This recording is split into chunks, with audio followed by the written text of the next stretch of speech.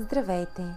Вие сте с мен, Диана Господинова, и рубриката Еволюция на съзнанието. Темата днес е един свят, много реалности. Това е по-скоро едно продължение на мисълта от предния епизод, но докато там подчертавах приликата, общото и връзката между всичко и всички в нашата Вселена, днес искам да се спра на разликите. Най-голямата разлика между нас хората е начина ни на мислене. Всеки има свой собствен, уникален характер, предпочитания, нужди, различни неща ни надържават или правят щастливи. Реагираме по различен начин на заобикалящата ни околна среда, на случките от ежедневието, на събитията в живота. Възприемаме по различен начин думи, казани пред нас или на нас, според отношенията си с човека, който ги е изрекал. Как ще се почувстваме? Как ще постъпим? Какви очаквания имаме? Отговорите на тези въпроси са различни за всеки един човек. А дори и отговорът да е еднакъв за група хора, подбудите или причините ще са различни, според характера и индивидуалността на всеки един от нас. Когато се родим на този свят, всички ние сме едни чисти души и разликите, които споменах, развиваме доста по-късно. Ако си представим, че ние сме една малка светлина, едно кръгче, когато се родим, не говори за нашите тела, а за нашите души, за нашето съзнание, това, което наистина сме, частица от Бог. Ето, това сме ние.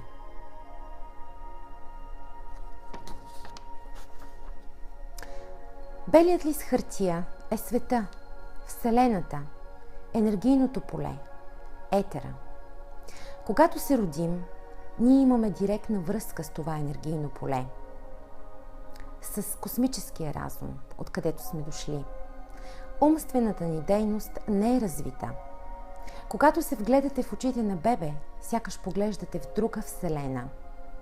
И така, родили сме се в един свят, непознат за нас, в един свят, в който трябва да се научим да живеем, да се приспособим към околната среда. Ето за това на помощ идва нашето подсъзнание. То е вторият кръг, който обгражда божествената частица. Ето. Подсъзнанието е мястото, където се записва като на лента всичко, което наблюдаваме в новия свят. Неща, които сме чули и видели, но сме забравили, нашето подсъзнание ги помни. То събира и запаметява цялата информация и я превръща в едни програми, модел на поведение, навици. В подсъзнанието няма мисловна или умствена дейност, но действията ни в ежедневието изцяло се ръководят от програмите в него. Всеки от нас се ражда в различно семейство, в различна част на планетата, наблюдава различни модели на поведение, получава различна доза любов и грижа. Възпитавани сме по различен начин, въведени сме в различни религиозни вярвания. Всички тези различни обстоятелства са програмите, с които се програмира нашето подсъзнание. Това е необходимо, тъй като ние не знаем как да живеем в света, в който сме се родили. Събрали достатъчно информация, наблюдения, възприятия, ние започваме да оформяме самосъзнание. То е третия оформен кръг, обгръщащ първородната божествена душа. Показвам. Ето, вече имаме 3 кръга. Съзнание, подсъзнание и самосъзнание. Самосъзнанието ни дава усещане за индивидуалност. Първоначалното божествено, мъдро, знаещо, чисто и вечно съзнание е останало някъде дълбоко, зад новото самосъзнание, създадено от програмите и записите в подсъзнанието. И то е носител на нашето его, което вече има ясна представа за самоличност. То е наясно, че когато заплаче, мама и тати ще се втурнат да успокояват, да нахранят, да утешат. То знае името си. То е най-важното нещо в живота на семейството, в което се е родило. Но нашето развитие продължава. И паралелно с развитието на нашето самосъзнание се развива и нашият ум. Нашата способност за приспособяване нараства. Логическото ни мислене, коефициентът ни на интелигентност. И ние, да речем, на 18 години, вече сме ето това.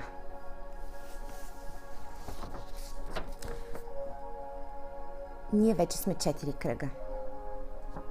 4-тия кръг, това е нашият ум. Нашето съзнание, ето това. Това е нашето съзнание. Е съвкупност от божествената искра или частица вселенско съзнание, плюс нашето подсъзнание, необходимо за запаметяването на всички наши възприятия от новата околна среда, в която сме се родили. Плюс, това е 3-тия кръг, нашето самосъзнание, продукт на всички програми, закодирани в нас от обществото, семейството, нашето его. И последния кръг, това е нашият ум, нашият мисловен процес. Както виждате ясно от моята сложна схема, нашият ум е най-външният кръг, който оформя нашето съзнание. Този, който има директен контакт със света, в който живее. Този, който приема информацията директно от енергийното поле. И този, който подава информация на това енергийно поле, на вселенския разум. Нашите мисли са енергия и продукт на нашия ум и имат пряко влияние върху това енергийно поле. Както споменах в предходната рубрика за смисъла на живота, няма празно пространство. Това енергийно поле, това пространство около и в космоса е пълно с микрочастици, които само чакат един импулс, за да приемат форма. Нашите мисли са импулса, заряда, вибрацията, движението, което дава форма и материализира. Нашите мисли материализират и сътворяват реалността, в която живеем. Колко са различни мислите на всички хора? Живеем в един и същи свят, но реалността за всеки е различна. Развили сме различни характери, заложени са ни различни програми, отгледани сме с различни религиозни схващания, отрасли сме в семейства с различни възможности и не на последно място получавали сме различни дози любов. До тук добре. Всеки може да намери оправдание за своята реалност, разказвайки за това какво е преживял, какви несгоди е имал, как е бил третиран и така нататък. Но не бива да забравяме, че ние и само ние можем да променим съдбата си. И да не забравяме, че винаги имаме избор. И че ако сме понесли трудностите с любов и мъдрост и познаваме вече тъмнината, ще дойде ред да припознаем и светлината. Ние сме се родили, за да натрупаме опит, за да изживеем възможностите, за да се самоопознаем, за да се върнем там, откъдето сме дошли, защото всичко е движение, всичко е енергия. Можем да променим съдбата си, ако не ни харесва и сме нещастни, като променим начина си на мислене, започнем да контролираме мислите си, създадем си нова реалност. В източните религии са известни най-различни практики, като медитация, йога, гладуване и други, чиято цел е да укротят ума, да спрат този постоянен поток от мисли и по този начин да разрушат последният кръг на нашето съзнание. По този начин те скъсяват дистанцията със своето висше аз и изтриват всички вредни програми от подсъзнанието.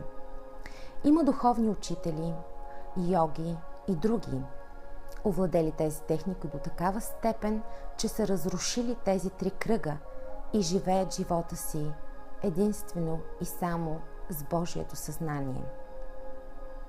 Имат пряка връзка с вселенския разум и всичко отвъд ограничените човешки сетива. Те комуникират директно с Вселената, с космическия разум. Те нямат нужда от материални блага. Те нямат нужда дори от самоличност, защото са достигнали тази висша мъдрост, която им дава свобода. Това разбиране за живота, което ги освобождава от страха от смъртта. Далече съм от мисълта, че всички ние трябва да живеем учелнически живот и в постоянна медитация. Ако цялото човечество живееше по този начин, се обезсмисля самия живот.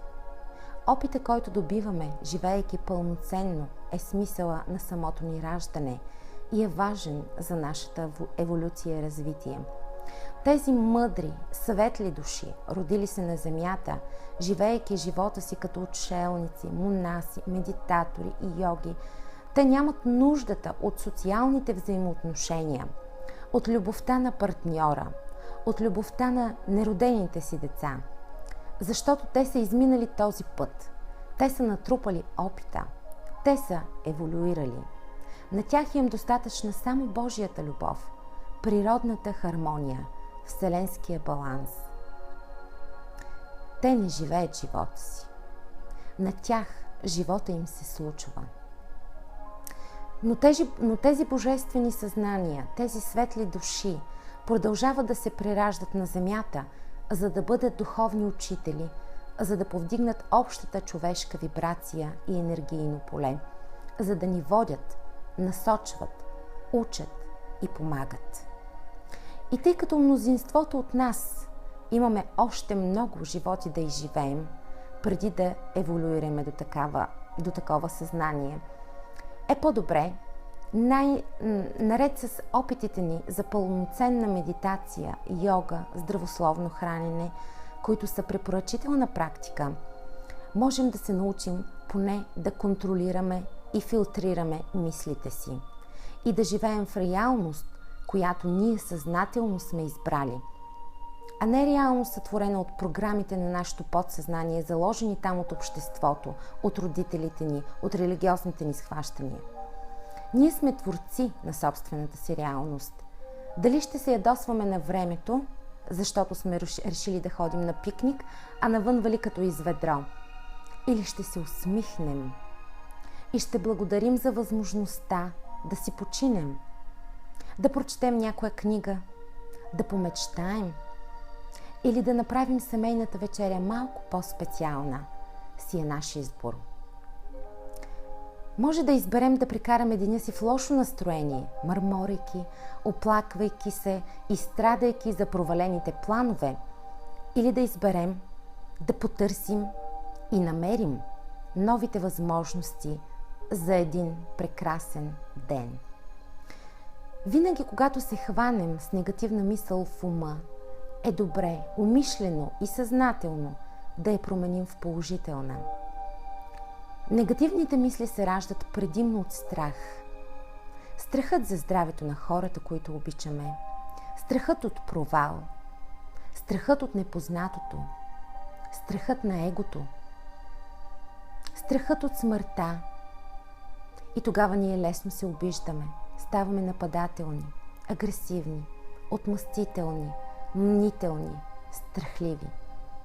Лесно се разочароваме и отрицателните мисли и емоции ни завладяват.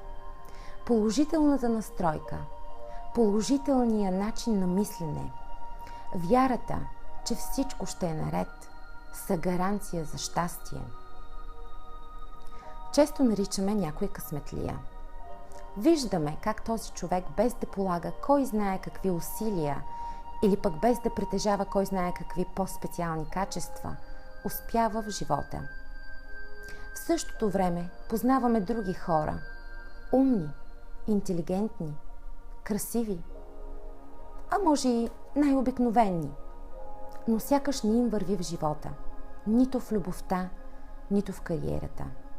Най-елементарни и простички дейности за тях се превръщат в огромни препятствия, трудности, дори са невъзможни. Всички казват, че тези хора нямат късмет. Те самите мислят и вярват, че нямат късмет. Ние не се раждаме с късмет или без късмет. Късмет е продукт на нашия начин на мислене. Нашите мисли се материализират. Това, в което вярваме, е истина. Ако имаме съмнения, ако се страхуваме, че нещо лошо ще се случи, ако вземаме превантивни мерки да се предпазим от опасности, които си мислим, че ни заплашват, то неминуемо ние самите материализираме неблагоприятни за нас събития. Мислите са продукт на нашия ум, а нашият ум е външната обвивка на нашето съзнание, най-дейната и най-силната част, тази, която пряко комуникира с Вселената, тази, която създава нашата реалност. Затова е много важно да започнем да наблюдаваме мислите си. Поставете си го за цел. Когато умът ви е зает с дадена ситуация и мислите се редят една след друга, разигравате в ума си различни сценарии, какво е трябвало да кажете на този, който ви е обидил или се е подиграл с вас, чувствате се неудобно от дадена ваша постъпка. Каквото и да е, мисловният ни процес е един непрекъснат поток. И когато се сетите, анализирайте мислите си. Вижте дали мислите ви не са в негативна посока, носят негативен заряд. Обидени сте, разочаровани сте, кроите манипулативни планове, за да постигнете нещо. Страх ви е, че ще се разболеете, страх ви е, че ще ви изоставят, обвинявате се за нещо, критични сте към себе си и така нататък. Ако усетите, че мислите негативно, не се притеснявайте. Просто направете нещо, което обичате. Разсейте се с някаква приятна дейност. Пуснете си любима музика или пък си спомнете нещо мило, весело, нещо, което ви кара да се чувствате щастливи и слага усмивка на лицата ви. А може да опитате целенасочено да започнете да си повтаряте обратното на тези негативни мисли. Нека ви мислят за наивни, че летите в облаците, че сте мечтатели, че не сте наред. Вие се усмихвайте, защото вече сте започнали да промените начина си на мислене. Започнали сте да сътворявате една нова реалност във вашия живот. Винаги можем да си намерим повод и оправдание да сме в лошо настроение, но това важи в пълна сила и за доброто настроение. Изборът е наш. Живеем във време, в което начинът на мислене на цялото човечество се променя. Допреди 50 години ние сме вярвали, че Бог е извън нас.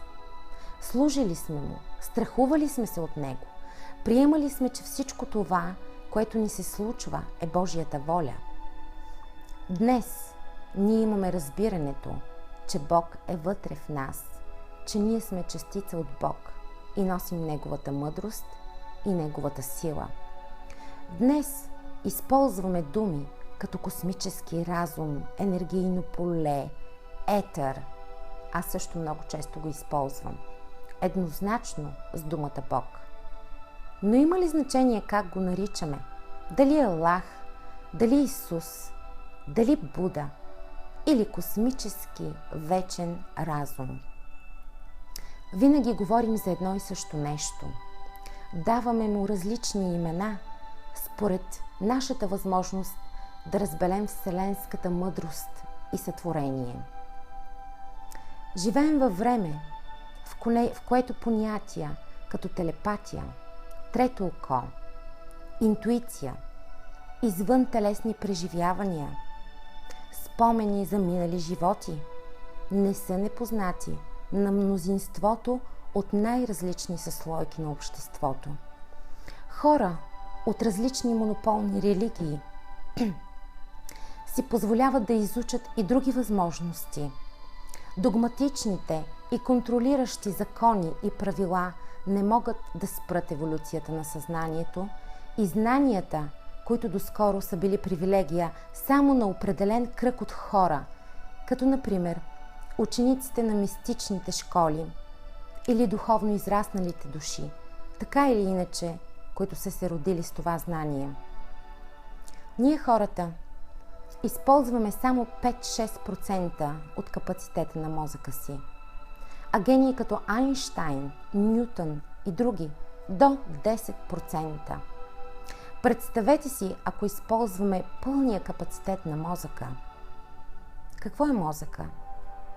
Мозъка е домът на нашия ум. А ние живеем само в една тъмна стая. Настъпи времето на промяната. Живеем в ерата на информацията. Имаме свободата да изберем реалността, в която живеем. Имаме осъзнаването, че имаме много по-големи възможности и качества, с които да изживеем живота си пълноценно, експериментирайки със себе си и с Вселената. Знаем, че Бог не е наш господар или баща, а Бог е част от нас.